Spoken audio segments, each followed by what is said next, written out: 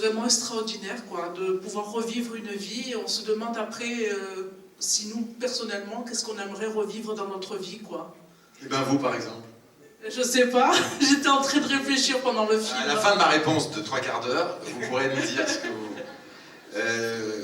c'est parti de lui, enfin de lui, de Victor, mais désormais c'est lui, toute la vie. De cette idée de Victor qui est à la fois mon père, qui est à la fois moi, qui est à la fois des amis, qui est à la fois des gens que je croise, et qui sont pas, comment dire, dans le refus de la modernité, mais qui sont un peu perdus, qui sont un peu déstabilisés, qui sont comme fatigués et exsangues un peu de cette espèce de révolution technologique, de ce changement de logiciel un peu politique, tout. Et je connais des gens pourtant qui sont pour le progrès, qui sont du côté de la jeunesse et qui me font l'aveu depuis des années de waouh, ça va vite là, je sais plus, je sais pas. Et ce vertige-là, j'avais envie de le filmer, j'avais envie de replonger une sorte de père, de moi, de plein de choses, à un moment plus doux, plus flatteur, plus gratifiant. J'avais envie de rendre Victor heureux. Peut-être j'avais envie de rendre mon père heureux. Peut-être que j'avais envie de rendre des gens qui peuvent ressentir ça un peu plus... leur donner un peu d'espoir. Voilà. Et à partir de là, j'ai fini par inventer, parce que des idées sont parfois plus généreuses que d'autres, et il fallait le replonger dans ces années-là. Mais encore une fois, c'est pas un film qui dit c'était mieux avant, c'est un film qui dit c'est dur en ce moment, c'est dur maintenant.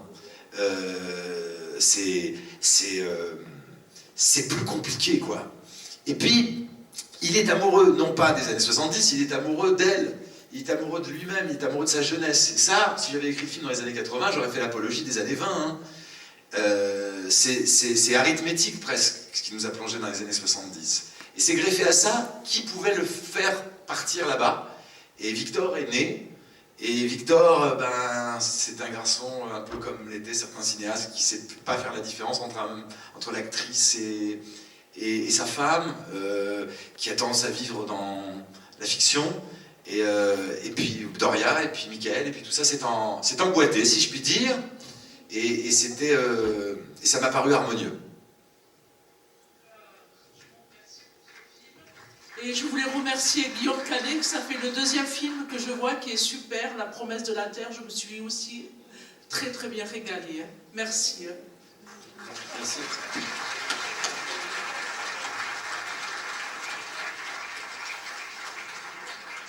Merci beaucoup. Coralie, depuis Anglais, dit simplement « pas de questions, juste un grand moment de bonheur, beaucoup de tendresse et d'émotion ». Une question pour Daniel Auteuil, mais qui n'est pas signée, anonyme. Alors, 2019 ou 1974 ? Ah, mais je sais qui c'est. Non, pas du tout. 2019. Le bon temps, c'est maintenant et laissez-nous twister. Fanny Ardant, ce n'est pas votre premier film avec Monsieur Auteuil. Comment se sont passées vos retrouvailles? Merci. Jeanne de Lille. On s'était connus avec Daniel sur un film de Michel Deville, mais on ne se parlait pas. Le paltoquet, si, il y avait... Un petit peu quand même. Il y avait une scène où il venait vous dire « je vous aime » et vous lui répondiez « voyez déjà les lieux communs ». C'est pas Patrick Sébastien qui t'aurait dit ça. Merci Guillaume. Non, et moi, ça a toujours fait partie d'un grand désir de jouer avec Daniel. Et voilà, c'est arrivé. Daniel? Fanny dit qu'on se parlait pas beaucoup. C'est vrai qu'on se parlait pas beaucoup. J'aurais adoré lui parler plus, mais j'étais très, très timide et elle m'impressionnait déjà. À un moment donné, on a eu une scène très difficile où je devais lui caresser le bas du dos et j'étais vraiment très très mal à l'aise et je vais la voir et je lui dis Fanny, comment je vais faire? Elle me dit Daniel, faites comme si j'étais un tapis brosse. Mais je n'ai jamais pu prendre Fanny pour un tapis brosse. Question de Jean-Baptiste Langlois de la Ferté-Massé. Est-ce qu'il a été difficile de recréer un studio dans un studio? Quelle merveille! C'est pas difficile que je retiendrai, c'est excitant, c'est passionnant. C'est tous les jours une réjouissance, parce que Oui, c'est-à-dire c'est les moments, en effet, un petit peu jouissifs pour les gens qui font le métier que je fais là, où on se prend, non pas pour Dieu, mais en tout cas, on se prend pour le petit Dieu de son univers à soi. Et donc, on est dans ses fantasmes, dans son imaginaire, et ce café, c'est pour beaucoup la reproduction d'un café dans lequel j'avais mes habitudes quelque part. L'hôtel, voilà, on utilise ses souvenirs et on fait de la fiction avec ses souvenirs personnels. Ce qui a été plus compliqué, c'est pour mes producteurs de payer la note. Parce que, en fait, voilà, c'était très important ces décors, parce que ces décors, ils sont à l'image du propos du film, c'est-à-dire qu'ils sont inachevés. Je voulais un peu comme dans le théâtre, parce que finalement c'est un hommage au théâtre aussi. Victor, il y croit par la force du cœur, par le désir de son imagination, par le désir. Mais il n'y croit pas parce que c'est bien fait.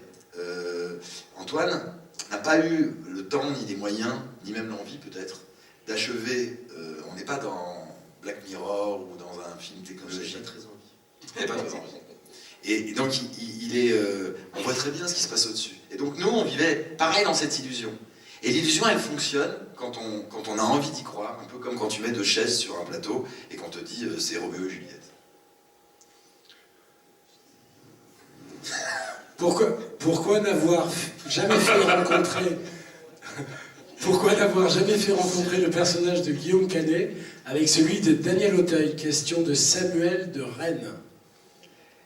Parce que j'aimais beaucoup l'idée que la pudeur du personnage d'Antoine, qui est joué par Guillaume, le laisse dans la coulisse pour ne pas justement détruire l'illusion dont je parlais.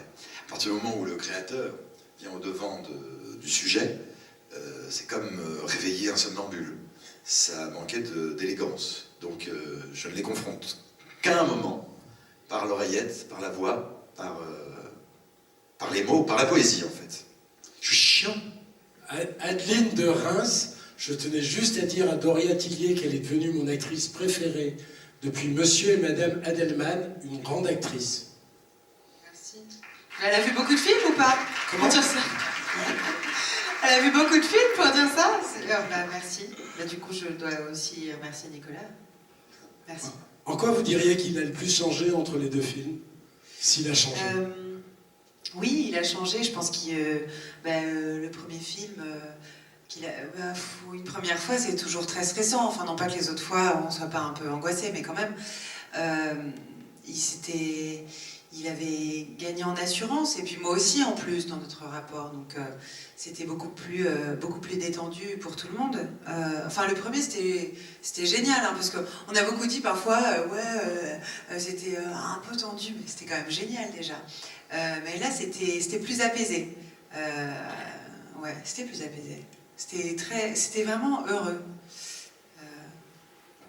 Voilà. Mademoiselle Ardan, est-ce que les œufs au sucre, c'est vraiment bon? J'en veux, Alexis de Strasbourg. Pas mal, pas mal. Vous en avez vraiment mangé? Oui, des bouchées. Moi, j'en ai mangé aussi. La fille qui va à tout prix garder le micro. Moi aussi, j'ai goûté.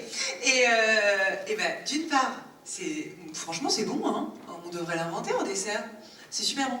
Mais aussi, le truc, parfois, c'est pas seulement le goût de ce qu'on nous fait manger dans une scène, mais c'est la quantité. Parce que dans la scène, on en prend 2 bouchées, mais quand on le tourne, pour peu qu'on fasse 10 prises, si on en prend 2 bouchées, ça fait 20 bouchées. C'est vrai. C'est ça qui est difficile, parfois. Mais bon. Bravo, une idée géniale, des actrices et des acteurs éblouissants, un film bluffant. Merci, monsieur Bedos. Xavier de Toulouse. Une autre question dans la salle à Nice? Monsieur au premier rang? Oui, c'est Jean-Louis de Nice. Tout d'abord, merci pour ce très très bon moment que vous nous avez offert, parce que vraiment ce film est éblouissant de par toutes les performances, aussi bien de Guillaume, etc. Et puis surtout, monsieur Bedos, j'aimais beaucoup votre père, j'aime toujours votre père, mais je vous ai découvert par la qualité de votre scénario, de votre écriture. Parce que j'ai entre autres un ami, et peut-être beaucoup de personnes ne le savent pas, vous avez écrit aussi des pièces de théâtre, une pièce de théâtre qui s'appelle le Promenade de santé. Et j'ai un ami qui joue, c'est le seul dans cette pièce, et j'ai vu cette pièce plusieurs fois. Et c'est quand on voit les choses plusieurs fois qu'on apprécie le texte. Et là, pour le film, je vais faire exactement la même chose. Je vais venir le voir plusieurs fois, parce que ça va vite. Il y a beaucoup de choses, et c'est tellement, tellement beau. Voilà. C'est un simple constat, je voulais vous remercier. Je vous remercie beaucoup.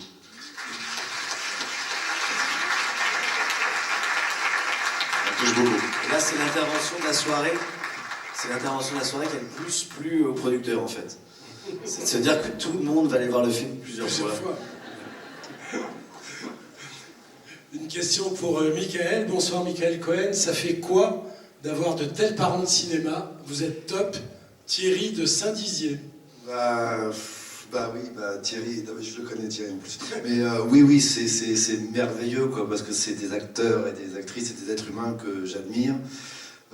Et je suis tellement fier que Nicolas ait pensé à moi pour jouer cet enfant. Fanny, je la connais, on a joué au théâtre ensemble. Daniel, on s'est déjà croisé quelques fois.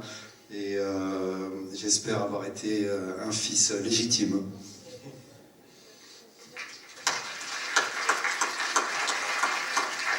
Et c'est plus facile de diriger Nicolas Bedos ou d'être dirigé par Nicolas Bedos? Les deux sont passionnants.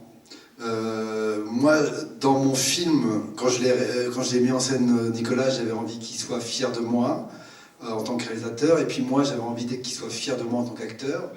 Et quand j'ai vu La Belle Époque, j'étais, moi, tellement fier de lui, parce que ce qu'il a accompli sur cet écran est tellement dingue.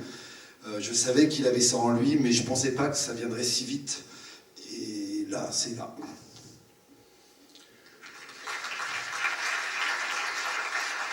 Pour Nicolas, je vois le film pour la deuxième fois après Cannes. The Game ou Truman Show vous ont-ils influencé pour le scénario? Jeff de Cannes. Oui, le mec, il est là-bas. Donc, rien en particulier, tout en général. C'est vrai que c'est des films, ce qu'on appelle les films à concept. Je pense pas qu'on soit là-dedans, là, parce que mais je ferme pas la porte à ces films-là, et surtout pas à David Fincher ou à Peter Weir, qui sont quand même des grands cinéastes. Après, bon, je dirais qu'il y aurait que cette énergie-là. Ça me semblerait